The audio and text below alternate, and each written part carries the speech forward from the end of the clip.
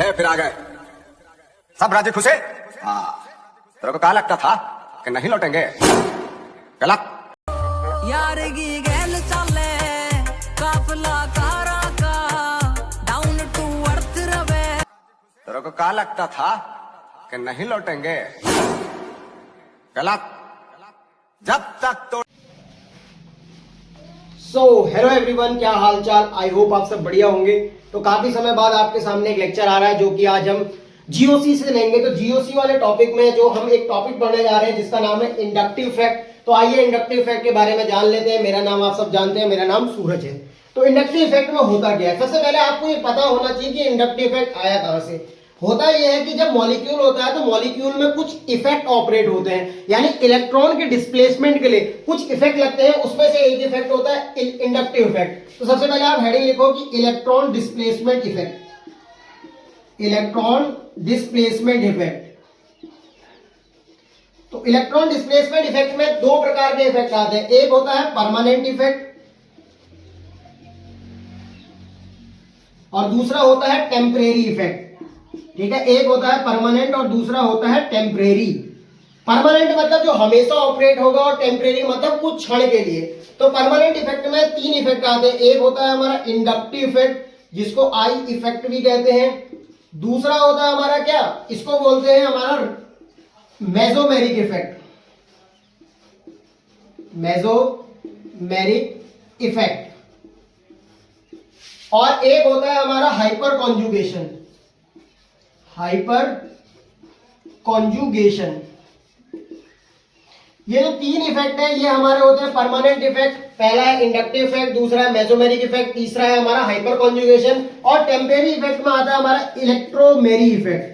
कौन सा आता है, इलेक्ट्रोमेरिक इफेक्ट। ये आपका आता है टेम्परेरी इफेक्ट में। तो उसमें भी हम परमानेंट इफेक्ट में भी आज जो इफेक्ट शुरू करने जा रहे हैं वो है इंडक्टिव इफेक्ट। तो आइए इंडक्टिव इफेक्ट की हेडिंग लगाइए। सबसे पहले ये ऑपरेट कहां होता है, ऑपरेट होता है सिग्मा बॉन्ड पे। तो सबसे पहले आपको ये कंडीशन याद होनी चाहिए कि इंडक्टिव इफेक्ट किस पे लगता है, सिग्मा बॉन्ड पे लगता है। अभी सिग्मा बॉन्ड क्या होता है, जब ऑर्बिटल्स की हेड ऑन ओवरलैपिंग होती है तो हेड ऑन और ओवरलैपिंग से जो बॉन्ड बनता है उसको बोलते हैं सिग्मा बॉन्ड। तो ये सिग्मा बॉन्ड के बीच में होता है।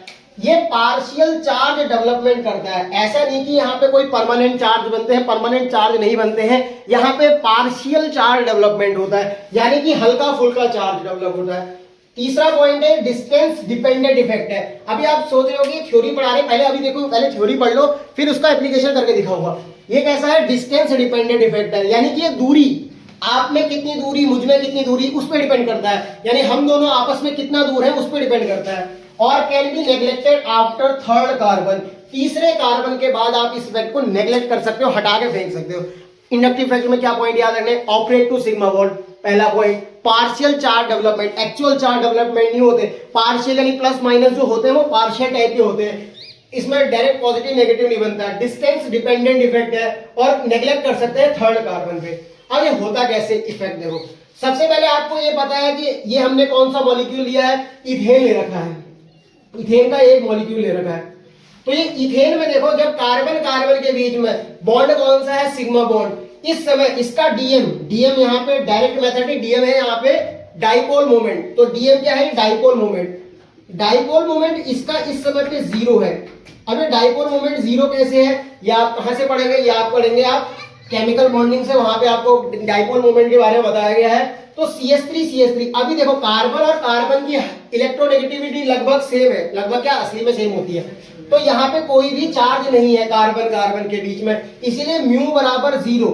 म्यू बराबर 0 मतलब डाइपोल मोमेंट 0 है, यानी ये कैसा कंपाउंड है, ये नॉन पोलर है। ठीक है, नॉन पोलर हो गया। अब मैंने यहाँ पे एक ग्रुप लगा दिया कार्बन की चेन में। हमें इस कार्बन की जो चेन है इसको पोलराइज करना है, मतलब इसमें चार्ज डेवलपमेंट करना है। अभी यहाँ पे जो है म्यू 0 है, यानी नॉन पोलर है। अब हमें चार्ज डेवलप करना है। तो चार्ज डेवलप करने के लिए हमें क्या करना होगा, चार्ज डेवलप करने के लिए हमने एक ऐसा एटम लगाया जो कि काफी इलेक्ट्रोनेगेटिव था, क्योंकि आपको पता है कि फिर कल बाहर आई आंटी, यानी जो ये लाइन है आपकी फ्लोरीन क्लोरीन ब्रोमीन। फ्लोरीन तो क्या कहते हैं, बहुत ही ज्यादा इलेक्ट्रोनेगेटिव होता है। हमने यहाँ पे एक क्लोरीन एटम लगा लिया जो कार्बन से ज्यादा इलेक्ट्रोनेगेटिव था। तो ये क्या करेगा, ये अपनी तरफ को इलेक्ट्रॉन को खींचेगा। ऐसा नहीं कि पूरे इलेक्ट्रॉन खींचेगा, ये हल्का सा इलेक्ट्रॉन अपनी तरफ को खींचेगा।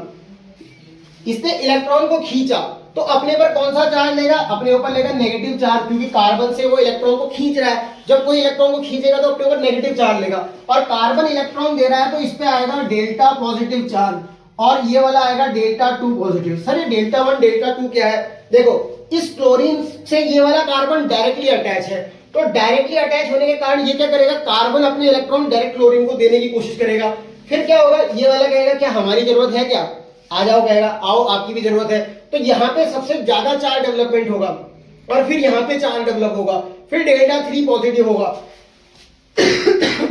यानी कि डेल्टा 1 डेल्टा 2 डेल्टा 3 पॉजिटिव जो चार्ज आएंगे, इसमें इस वाले के पास सबसे ज्यादा कमी होगी।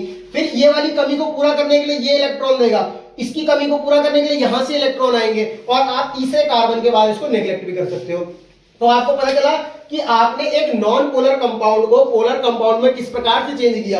सर डाइपोल मोमेंट हमने यहाँ पे 0 से नॉन जीरो किया, सॉरी इसको नॉन जीरो करोगे, यहाँ पे डाइपोल मोमेंट 0 है, यहाँ पे डाइपोल मोमेंट 0 नहीं है। अब आइए इंडक्टिव इफेक्ट भी दो टाइप के होते हैं। इंडक्टिव इफेक्ट बेस दो टाइप है, एक होता है प्लस आई इफेक्ट और दूसरा होता है माइनस आई इफेक्ट। अब ये प्लस आई और माइनस आई क्या है, अभी तक तो हम सिर्फ आई इफेक्ट बोल रहे थे। आई इफेक्ट को फर्दर क्लासिफाई किया है, एक है हमारा प्लस आई इफेक्ट, दूसरा है हमारा माइनस आई इफेक्ट। आइए प्लस आई इफेक्ट को समझ लेते हैं। तो सबसे पहले प्लस आई इफेक्ट क्या है, देखो जब प्लस आई इफेक्ट की बात करते हैं तो कार्बन की एक चेन है, उसमें हमने ग्रुप लगाया, इस ग्रुप को हमने बोल दिया जी। सर ये जी क्या है, जी कोई ग्रुप है, यानी कि ये प्लस आई ग्रुप होगा। सर प्लस आई ग्रुप का मतलब क्या है, देखो अब प्लस आई ग्रुप ऐसा ग्रुप होता है जो कार्बन की चेन पर पॉजिटिव चार्ज डेवलप करे।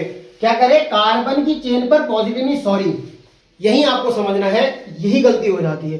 तो देखो प्लस आई इफेक्ट या प्लस आई ग्रुप क्या है, प्लस आई इफेक्ट वो होता है जो कार्बन की चेन पर नेगेटिव चार्ज उत्पन्न करे, यानी इलेक्ट्रॉन को देने का काम करे, इलेक्ट्रॉन डोनेट करे। तो जो कार्बन की चेन में इलेक्ट्रॉन डोनेट करेगा तो कार्बन पे कैसा चार्ज आएगा, सर नेगेटिव चार्ज आएगा। यानी कि जो कार्बन की चेन पर नेगेटिव उत्पन्न करे उस ग्रुप को क्या बोलते हैं, प्लस आई ग्रुप बोलते हैं। और यहाँ पे कार्बन की चेन पर जब चार्ज डेवलप होगा तो पहले कार्बन पर डेल्टा 1 नेगेटिव का चार्ज आएगा, दूसरे कार्बन पे डेल्टा 2 नेगेटिव का चार्ज आएगा, और तीसरे कार्बन पे डेल्टा 3 नेगेटिव का चार्ज आएगा। और इसका जो ऑर्डर होगा वो क्या होगा, डेल्टा 1 ग्रेटर होगा किससे, डेल्टा 2 नेगेटिव से, और ग्रेटर होगा डेल्टा 3 नेगेटिव से। क्यों, क्योंकि देखो पहले कार्बन पे सबसे ज्यादा इलेक्ट्रॉन की अधिकता होगी, दूसरे कार्बन पे थोड़ी ज्यादा कम होगी उसका कंपेयर में, और तीसरे में तो सबसे कम होगी। तो आपको क्या समझ में आया, प्लस आई इफेक्ट क्या होता है, ऐसा इफेक्ट जो कार्बन की चेन पर नेगेटिव चार्ज उत्पन्न करे उसको प्लस आई इफेक्ट कहते हैं, और जो इफेक्ट को इंट्रोड्यूस करता है उस ग्रुप को कहते हैं प्लस आई ग्रुप। प्लस आई ग्रुप के और नाम भी होते हैं, ये क्या कर रहा है, इलेक्ट्रॉन डोनेट करने का काम कर रहा है, इसलिए इसको इलेक्ट्रॉन डोनेटिंग ग्रुप कहते हैं। ERG भी कहते हैं, ERG मतलब क्या है, इलेक्ट्रॉन रिलीजिंग ग्रुप, ये कार्बन की चेन पे इलेक्ट्रॉन को रिलीज कर रहा है, इसीलिए इसको बोलते हैं इलेक्ट्रॉन रिलीजिंग ग्रुप। अब दूसरे प्रकार का जो ग्रुप होता है उसको माइनस आई इफेक्ट या माइनस आई ग्रुप कहते हैं। अगर कार्बन की चेन पे जो तो नेगेटिव चार्ज क्रिएट करे तो वो प्लस आई इफेक्ट था और ग्रुप का नाम प्लस आई ग्रुप था। अगर कार्बन की चेन पर नेगेटिव चार्ज क्रिएट कर रहा था तो प्लस आई था, पर अगर कार्बन की चेन पर पॉजिटिव चार्ज क्रिएट कर दे, पॉजिटिव कैसे, यानी ये इलेक्ट्रॉन को खुद खींचे, ठीक है, तो कार्बन से अगर ये इलेक्ट्रॉन को खींचेगा तो कार्बन के ऊपर डेल्टा 1 पॉजिटिव का चार्ज आएगा, इस वाला कार्बन जो है मदद करने आएगा तो इसके ऊपर डेल्टा 2 पॉजिटिव का चार्ज आएगा, ये वाला कार्बन इस कार्बन की मदद करेगा तो डेल्टा 3 पॉजिटिव होगा। उसके बाद आप इस इफेक्ट को निगलेक्ट भी कर सकते हो। तो ऐसा ग्रुप जो कार्बन की चेन पर पॉजिटिव चार्ज क्रिएट करे माइनस आई ग्रुप कहलाता है। इलेक्ट्रॉन को खींचे, विथड्रॉ करे मतलब अपनी तरफ खींचे, इलेक्ट्रॉन विथड्रॉइंग ग्रुप कहलाता है। इलेक्ट्रॉन को खींचे, सीक कर रहा है, इलेक्ट्रॉन सीकिंग ग्रुप कहलाता है। तो आपको समझ में आया होगा कि पहले इफेक्ट क्या है। इंडक्टिव इफेक्ट होता है operate to sigma bond, partial charge development होता है, डिस्टेंस डिपेंडेंट इफेक्ट है, नेग्लेक्ट कर सकते हैं थर्ड कार्बन के बाद। अब आते हैं आई इफेक्ट में। आई इफेक्ट में दो प्रकार के इफेक्ट होते हैं, एक होता है प्लस आई इफेक्ट और एक होता है माइनस आई इफेक्ट। कार्बन की चेन पर नेगेटिव क्रिएट कर देना, कार्बन की चेन पर नेगेटिव क्रिएट कर देना, प्लस आई इफेक्ट, और ग्रुप का नाम प्लस आई ग्रुप होता है। Electron donating group, electron releasing group. अब ये माइनस आई इफेक्ट क्या है? कार्बन की चेन पर पॉजिटिव क्रिएट कर देना। जो कार्बन की चेन पर पॉजिटिव क्रिएट करेगा, माइनस आई इफेक्ट। ग्रुप का नाम माइनस आई ग्रुप। इलेक्ट्रॉन विथड्रॉ कर रहा है और इलेक्ट्रॉन खींच रहा है, इलेक्ट्रॉन सीकिंग ग्रुप। आइए अब इसके बारे में डिटेल में पढ़ते हैं, तब तक इसको नोट करो। तो इंडक्टिव इफेक्ट को समझने से पहले इंडक्टिव इफेक्ट की पावर समझ लेते हैं। यानी जो अभी हम पढ़ रहे थे कि प्लस आई ग्रुप और माइनस आई ग्रुप क्या है, उसके बारे में समझ लेते हैं। आपको याद तो होगा प्लस आई इफेक्ट में क्या होता है, जो कार्बन की चेन पर नेगेटिव क्रिएट करे उसको प्लस आई इफेक्ट बोलते हैं, और ग्रुप को क्या बोलते हैं? प्लस आई ग्रुप। अगर कार्बन की चेन पर नेगेटिव क्रिएट करे तो उसको बोलते हैं प्लस आई ग्रुप, और इफेक्ट को क्या बोलते हैं? Plus I effect. अगर वही कार्बन की चेन पर पॉजिटिव क्रिएट कर दे तो माइनस आई इफेक्ट, और ग्रुप को बोलते हैं माइनस आई ग्रुप। तो आइए प्लस आई की पावर देख लेते हैं, यानी डोनेशन पावर देख लेते हैं। इलेक्ट्रॉन डोनेट करने वाले ग्रुप के बारे में पढ़ते हैं। तो देखो, इसका ऑर्डर आपको याद करना है, ऑर्डर आपको याद ही करना पड़ेगा, तभी आपके सवाल बन पाएंगे। तो देखो, पहला ऑर्डर में आपको याद रखना है कि प्लस आई में CH2 माइनस सबसे ज्यादा देगा, NH माइनस की पावर उससे थोड़ी कम होगी, O माइनस की उससे कम, फिर आएगा COO माइनस, फिर 3 degree alkyl, 2 degree alkyl, 1 degree alkyl, और यम्मी। यम्मी क्या होता है? मिथाइल। यहाँ पे जो मैंने यम्मी लिखा है, यम्मी है मिथाइल। ठीक है, मिथाइल बोले तो CH3। यानी अगर आपको कभी ये दिया है, कोई ग्रुप लगा, मान लो आपने कोई क्या कहते हैं कार्बन की चेन है, उसमें ये ग्रुप लगाया है और ये ग्रुप लगाया है, आपसे कंपेयर करने को कहे कि कौन सा प्लस आई क्या कहते हैं ज्यादा अच्छा डोनेट करेगा, तो CH2 माइनस ज्यादा अच्छा डोनेट करेगा as compare to COO minus के। कभी आपको CH2 माइनस लगा हो और साथ में 3 डिग्री वाला लगा हो और बोले कि प्लस आई यानी इलेक्ट्रॉन डोनेट कौन अच्छा कर रहा है, तो इलेक्ट्रॉन डोनेट ये वाला ज्यादा अच्छा करेगा। तो कार्बन के ऊपर negative CH2 minus, NH minus, O minus, COO minus, उसके बाद 3 डिग्री, 2 डिग्री, 1 डिग्री और Ne। ये आपको दिखा रखा है ना। 3 डिग्री से देखो कैसे समझोगे, ये मिथाइल यहां से देगा, मिथाइल यहां से देगा, मिथाइल का इंडक्टिव यहां आएगा, तो टोटल ये डोनेट करने का काम करेंगे। इथाइल में देखो 2 कार्बन डोनेट कर रहे हैं यहां से, और मिथाइल में फिर उसके बाद आ जाओ ये क्या था? 2 डिग्री अल्काइल था। मिथाइल में देखो 1 कार्बन और 1 कार्बन ये, और मिथाइल में सिर्फ ये। तो ये जो क्या करेंगे, डोनेट करने का काम करेंगे। सर ये ऑर्डर को याद कैसे करें? ऑर्डर को याद करने के लिए आपको ये पता है इलेक्ट्रोनेगेटिविटी का ट्रेंड। इलेक्ट्रोनेगेटिविटी के ट्रेंड में कार्बन से ज्यादा नाइट्रोजन, नाइट्रोजन से ज्यादा ऑक्सीजन। इलेक्ट्रोनेगेटिव कौन सबसे ज्यादा होता है सर? कार्बन, नाइट्रोजन, ऑक्सीजन में ऑक्सीजन सबसे ज्यादा इलेक्ट्रोनेगेटिव होता है। तो अगर हम इसका एनायन बनाएं, अगर एनायन बनाएंगे तो कार्बन के ऊपर नेगेटिव और नाइट्रोजन के ऊपर और ऑक्सीजन के ऊपर नेगेटिव, तो इलेक्ट्रोनेगेटिव एटम के ऊपर माइनस चार्ज ज्यादा स्टेबल होता है। आपने पढ़ा होगा कि अगर आपसे पूछा जाए इलेक्ट्रोनेगेटिव एटम है, उसमें पूछे कि सबसे ज्यादा स्टेबल एनायन किसका होगा, तो जिसकी इलेक्ट्रोनेगेटिविटी सबसे ज्यादा होगी वो सबसे ज्यादा स्टेबल एनायन बनाएगा। यानी वो अपने पास नेगेटिव चार्ज को रखना चाहेगा। तो डोनेशन पावर किसकी अच्छी हो जाएगी? तो डोनेशन पावर इसकी जस्ट उल्टी हो जाएगी। डोनेशन पावर में आ जाएगा कार्बन नेगेटिव अच्छा डोनेट करेगा, नाइट्रोजन अच्छा डोनेट करेगा एज कंपेयर टू ऑक्सीजन। देखो सबसे पहले याद कैसे करोगे, इलेक्ट्रोनेगेटिविटी का ऑर्डर होता है कार्बन, नाइट्रोजन, ऑक्सीजन। तो अपने ऊपर अच्छा नेगेटिव चार्ज कौन रखना चाहेगा? ऑक्सीजन। तो डोनेट कौन करना चाहेगा? सबसे जल्दी कार्बन डोनेट कर देगा। तो आप ऐसे याद कर सकते हो। अगर आ जाए आइसोटोपी का केस, आइसोटोपी बोले तो आइसोटोप आ जाए, तो हाइड्रोजन के आपने 3 आइसोटोप पढ़े, TDH, ट्रिटियम, ड्यूट्रियम और हाइड्रोजन। इसमें हाइड्रोजन देखो इन सभी में सबसे पीछे आता है। क्यों? ये इसके रेस्पेक्ट में कंपेयर किया जाता है, इसका इंडक्टिव इफेक्ट 0 होता है। तो अगर आपसे कभी पूछ ले कि क्या हाइड्रोजन अपना इंडक्टिव इफेक्ट दिखाता है, तो हाइड्रोजन का इंडक्टिव इफेक्ट क्या होता है? 0। इसके रेस्पेक्ट में ये सब चीजें कैलकुलेट की गई हैं। अब आ जाओ माइनस आई पावर। माइनस आई पावर क्या होती है?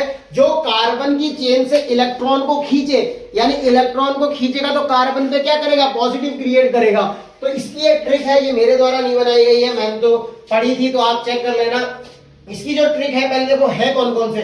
NF3 की पावर सबसे ज्यादा होती है माइनस आई, यानी सबसे ज्यादा NF3। अगर इन सब में कोई भी लगा हो तो NF3 सबसे ज्यादा खींचेगा। फिर इधर वालों में कोई भी लगा हो तो NR2 सबसे ज्यादा खींचेगा। तो देखो NF3, NR2, SR2, NH3+, NO2, SO3H, CN, CHO, COOH, fluorine, chlorine, bromine, iodine, OR से यहाँ पे के बाद OH, फिर उसके बाद अल्काइन, अल्काइन के बाद NH2, बेंजीन, और फिर इन यानी कि कहते हैं, और उसके बाद हाइड्रोजन। हाइड्रोजन देखो यहाँ भी सबसे लास्ट में आया। तो हाइड्रोजन का जो इंडक्टिव इफेक्ट होता है, अगर आपसे पूछा जाए हाइड्रोजन का इंडक्टिव इफेक्ट क्या होता है, तो हाइड्रोजन का इंडक्टिव इफेक्ट 0 होता है। इसके कंपेयर में हम सबको निकाल लेते हैं, इसका इंडक्टिव इफेक्ट हाइड्रोजन का 0 होता है, ठीक है। तो इसकी ट्रिक है देखो, NH3 के लिए ना फरहान, NR2 के लिए ना ऋतिक, और SR2 प्लस के लिए शाहरुख, NH3 के लिए हिमेश ना हिमेश, और NO2 से आया ना ओमपुरी, SO3 से आया सलमान, साइना से आया CN, CHO से आया अली ई, फिर उसके बाद CWS से कार, मैं, F से फादर, कलेक्टर, बेटा, इंस्पेक्टर, और अल्कोहल की मम्मी, OH की मम्मी, अल्काइन, अल्काइन नहीं, तो कौन है फिर, नहीं है तो कौन है, बेंजीन है। यहाँ पे जो ये ईन है ना, ये डबल बॉन्ड वाला ईन है, और अल्काइन तो आप समझते हैं कि ट्रिपल बॉन्ड होता है। तो ट्रिपल बॉन्ड की प्रायोरिटी उससे ज्यादा होती है as compare to double bond, और डबल बॉन्ड से भी ज्यादा बेंजीन की प्रायोरिटी होती है। तो आप कैसे याद करोगे, देखो ना फरहान, ना ऋतिक, शाहरुख, ना हिमेश, ना ओमपुरी, सलमान, साइना अली की कार में, फादर, कलेक्टर, बेटा, इंस्पेक्टर, और अल्कोहल की मम्मी अल्काइन नहीं है, कौन है फिर, बेंजीन है। तो ये होता है -I का पावर। तो इसको नोट करो, इसकी एप्लीकेशन पे चलते हैं।